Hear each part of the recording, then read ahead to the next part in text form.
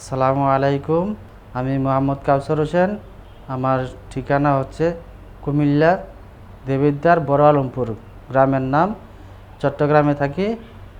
মিয়ার বাপের মসজিদ, বলি বাপের বাড়ি, ডিসি রোড, বাকলিয়া। আমার ভাইয়ের নাম মোহাম্মদ কাইয়ুম হোসেন প্রকাশ কামো। তার বয়স 25 বছর। তার গায়ের রং ফর্সা। পরনে একটি টি শার্ট ছিল। হ্যাঁ, সে বাক প্রতিবন্ধী।